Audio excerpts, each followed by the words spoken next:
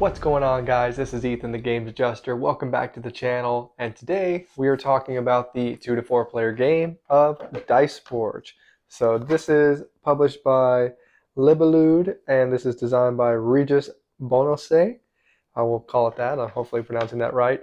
And this is a very unique game where players have these modular dice where the die faces can be interchanged with other unique die faces to give you different resources. So let me first show you how it plays, and we'll come back here and I'll give you my final thoughts. Here we go. Okay, here I have set up a 3-player game of Dice Forge.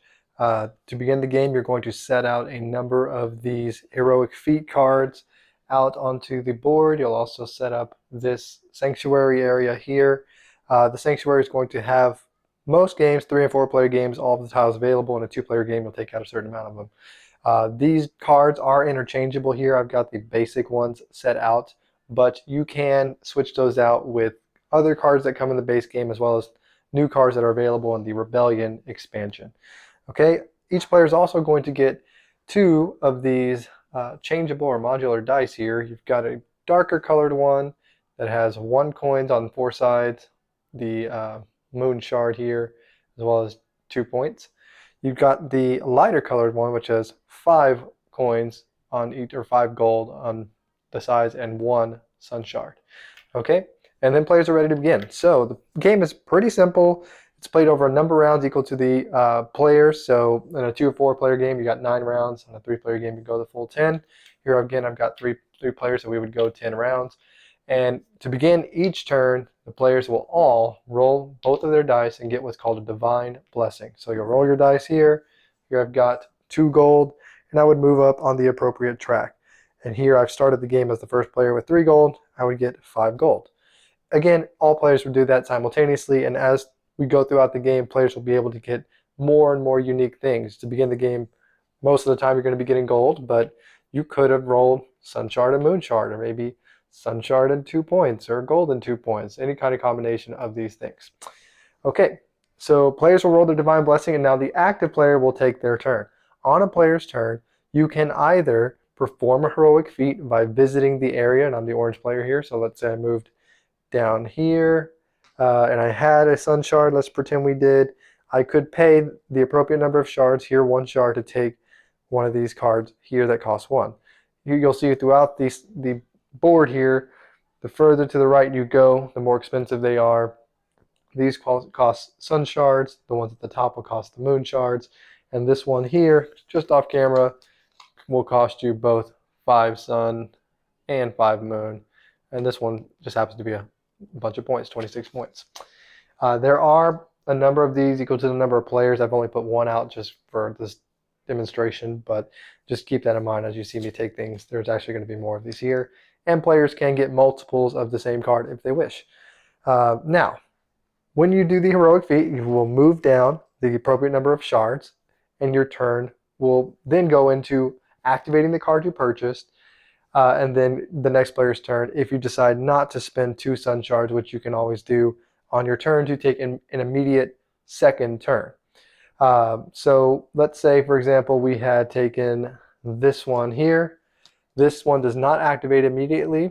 It simply states before you take your normal action, when you can call in for reinforcements here, that's what that symbol means, you can choose to get one of either a gold, sun shard, or a moon shard.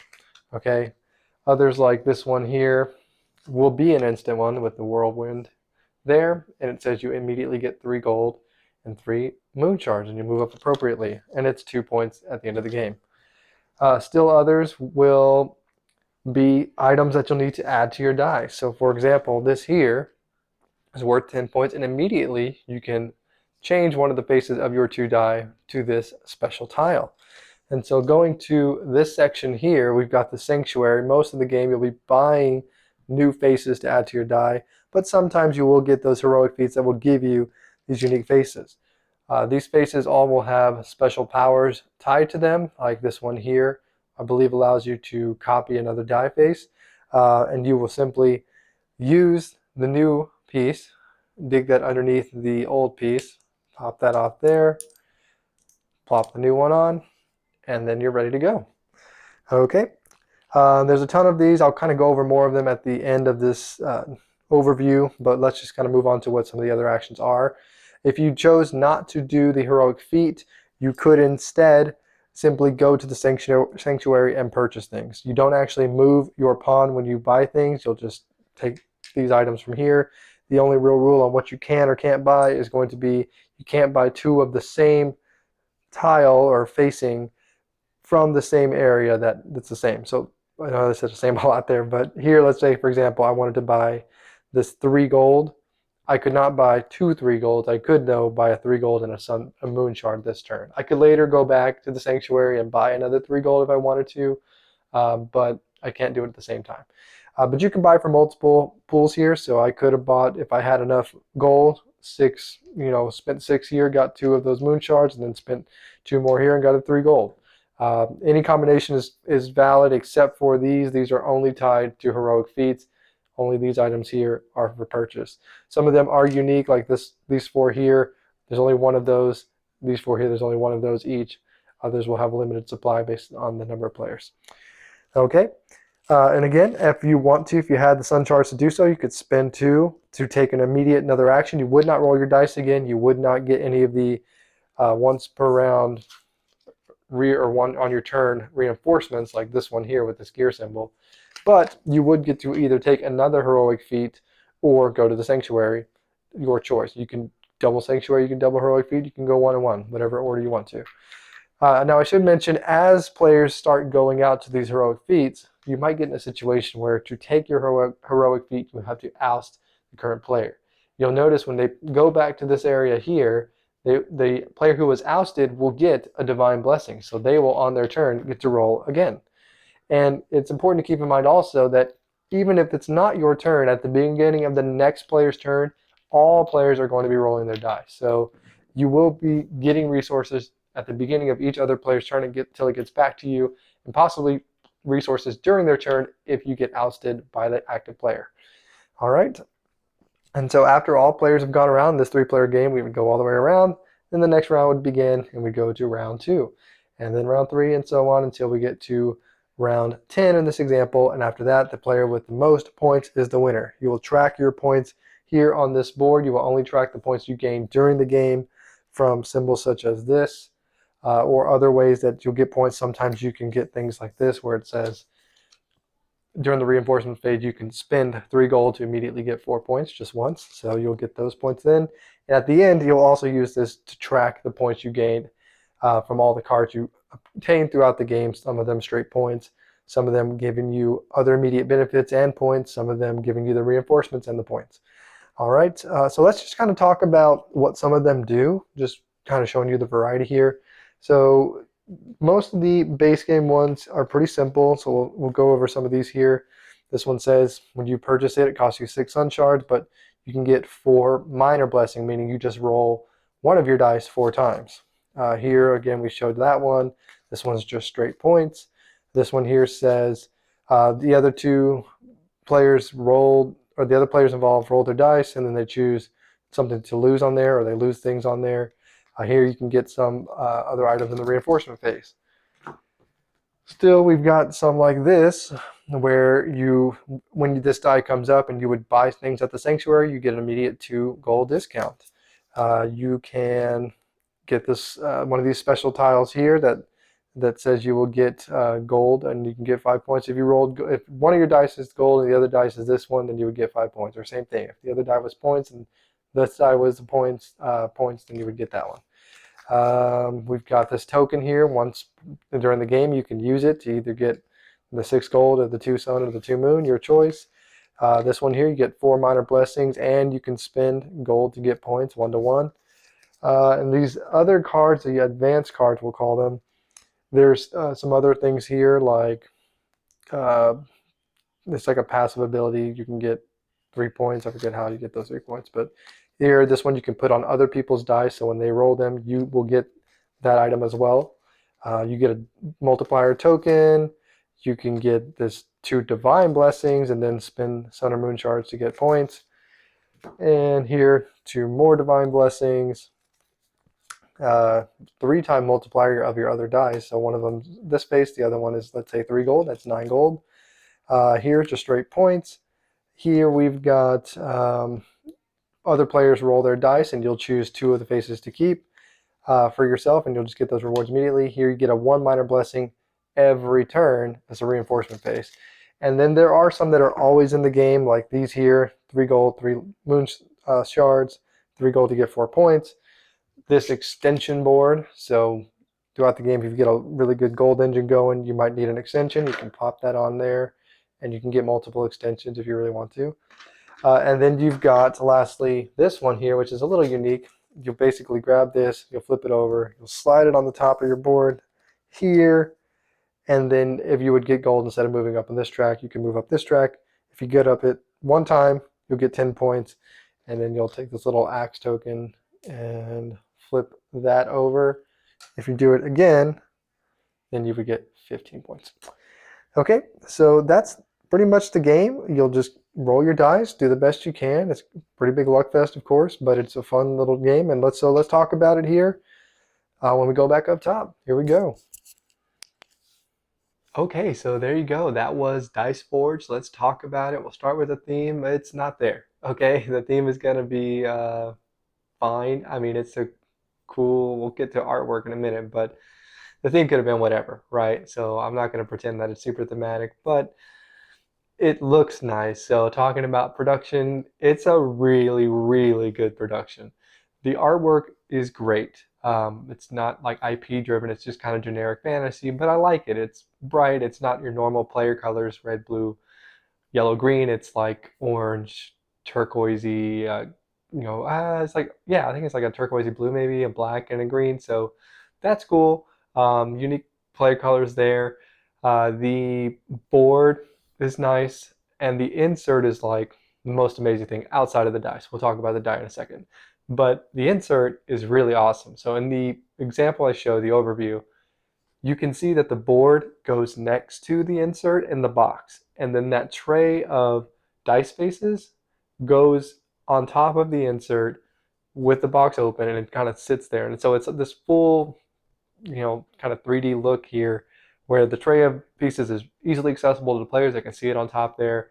And it just kind of looks cool. And even the side of the box, the bottom, not the lid, has this like artwork on the outside. And then if you put the board next to it, it kind of matches up and makes like a little scene there. So very cool. The cards are good quality.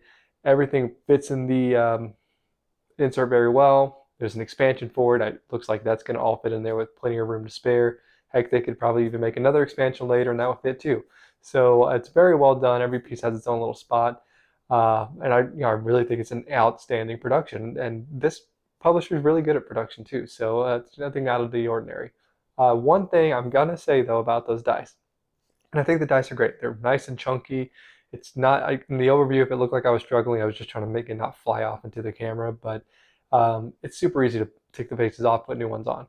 The only thing I will say is rather than have like a really obvious dark, maybe black dye or gray dye, it's like a slightly darker brown almost. So I don't know why they didn't use like white and black, or maybe even red and blue or like purple and red for the sun and the moon thing. I don't know, but the white and not as much white, I don't know, it kind of makes it kind of hard to see. And now they have default faces on them, so you'll know like well, this one's got the sun on it, that's my sun dye. This one's got the moon, and after the first roll, it really doesn't matter what color they are. You just change whatever one you want. But I'm just saying, I'm pointing that out. I just feel like maybe a drastic change there would have been cooler. So rules-wise, pretty simple. I mean, there's a whole separate reference sheet that tells you about all the different heroic feat cards and what those tiles do. The turn sequence is pretty easy. I didn't like that the rule book was like, or the main rules and setup, it's like a fold-out sheet. So why they couldn't have just made that into like a normal book that flips with the rules reference in it? Maybe that would have been nice. I guess that's kind of a miss, I think. I hate those big, huge fold-out things. I'd rather just have something bind it and flip it open. And it probably wouldn't even been that many pages, like maybe 6 to 8 pages, maybe. Yeah, so that's kind of a miss there. But beyond that, everything's super simple. There's not really a player aid, but you don't really need it. It's on the printed on the board. Once you get the symbology down, you're good. Gameplay is pretty fun. It's a neat, quick engine builder. And it's gonna be swingy because it's totally dice driven. You roll your dice on other people's turns. You could have all but one side souped up on your dice, and you might get the one goal. It's gonna happen. But it's a quick game. So you're playing a 3-player game. You roll on Bob's turn. Okay, he does his stuff, whatever, buys his things. You roll on Sally's turn. You get your stuff. You roll on your turn. Boom. Get your stuff. Next round, round 2. And you just keep doing that. And it can be exciting when you do roll that awesome combination. Let's say you've got the 2 sun shards and the 2 moon shards on the same turn, and then you've got your double token. Oh, cool! I'm going to use that. Now I'll get 4 and 4. Now I'm going to buy this really expensive card that's worth straight points, or this expensive card is going to give me a divine blessing, and I rolled that. And it's those combo building moments that really kind of bring the excitement in the game. But with those highs are just as equal lows. And again, you can kind of get hosed where you roll on your turn, everybody else's turn, and you just get 1-1. And Bob over here has 2 sides on 1 die fixed, and he just keeps rolling them. Or he's got, Sally's got the 4-point die or face, and she just keeps rolling 4 points. So it can get kind of out of hand if that happens. Now that's probably not going to happen, but just be aware it's there. It's a dice-driven game, but it's light and it's meant to be quick and fun, and just enjoy the modularity of the dice. That's like the big draw here, and it works. It's really cool. As far as the time goes, again, it's quick. 10 rounds for 2 or 4 players, 9 rounds for 3, or actually in reverse, 9 rounds for 2 or 4 players, 10 rounds for 3 players. Not long, and you're engaged throughout because you can roll on other people's turns, and you might get ousted and roll more times on other people's turns. One thing I do want to mention, quick correction, just thought of, on the Sanctuary bonus die, the discount, you can actually buy when it's not your turn, I believe. So that's kind of cool too. That's going to keep you even more engaged. And then lastly, variety. Now, out of the box, it's decent. You're going to get the 2 different versions, like the basic ones and then the advanced ones. You could interchange those 2, so you don't have to use one full dedicated set. Just use one other dedicated set. You can mix and match. Now, the expansion, I don't have the expansion. My brother does. I know that there's basically like 2 decks in that too, but one of them is for one side of this expansion and the other one's for the other one. So you can't really mix and match those. Now, I don't know if you can mix and match them with the original ones here. I don't believe so. But if you get it, then you will have, of course, 4 full sets that you can use. And then, of course, what you do, how you kind of build your strategy depending on how your dice rolls are going, that's going to inform things too. So, yeah, overall, it's really cool. I almost want to give it a better rating because of the cool factor. But I'm going to give it a 7. It's a solid 7. I'm going to be usually willing to play it. It's really cool. It's certainly not like a favorite game in my household. My wife actually doesn't really care for it. I don't have as strong a feeling against it. As more of, I appreciate what it is. It's a really cool modular dice game. And other than, I think there's like one called Rattlebones, maybe. I don't know for sure. But I had not seen that, and I've had this game now for a couple years as a birthday present. And it's really cool. And I just played it recently, so I thought I'd share it with you guys. But there you go. If you are interested in Dice Forge, definitely check it out. It's something unique. It's probably something you don't have in your collection. There's not many modular dice games out there. And this is a good one. So check it out. I've been Ethan, the Games Adjuster. Remember to like, comment, and subscribe. Tell me what you think about Dice Forge if you've played it, or what other dice engine building games might you enjoy that we should check out. So let me know below. We'll catch you on the next one, and take care.